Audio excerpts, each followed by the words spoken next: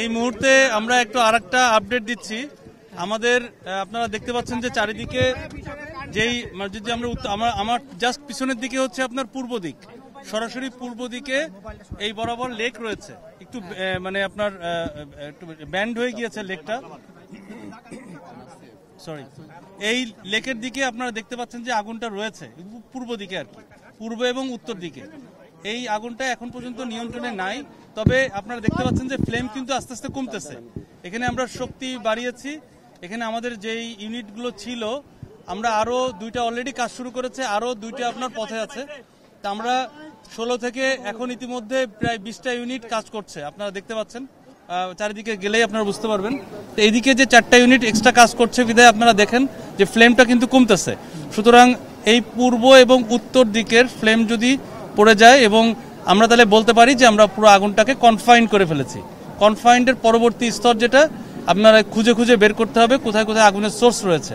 এটা যখন আমরা নিশ্চিত হব তখন আমরা নিয়ন্ত্রণ দিব। একটু সময় লাগছে, কারণ বুঝতে পারছেন যে সীমাবদ্ধতা প্রচুর, মানে এক এক করে সীমাবদ্ধতা বলি। যেমন আমাদের গাড়ি আসতে পারছে না সবগুলোই, আমাদেরকে এই বিশাল এরিয়াতে বিভিন্ন বড় বড় লাইন জোড়া দিয়ে দিয়ে আমাদেরকে এই আগুনের কাছে পৌঁছাতে হচ্ছে। এবং এখানে প্রচুর পরিমাণে আপনার ক্রাউড রয়েছে, যে কিছু কিছু আনরুলি ক্রাউডও রয়েছে যারা একটু সমস্যা করছে।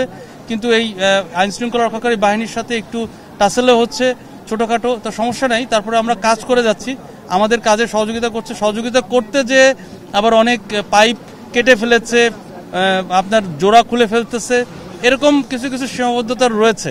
তবে আমরা কাজ করে যাচ্ছি। আমরা আশা করছি যে আগামী 2-1 ঘন্টার মধ্যে ইনশাল্লাহ আমরা হয়তো একটা ভালো খবর দিতে পারবো। তবে এটা এখনো কিছু বলা যাচ্ছে না, কারণ এই পূর্ব এবং উত্তর দিকের আগুনটা এখনো ফ্লেম দেখা যাচ্ছে।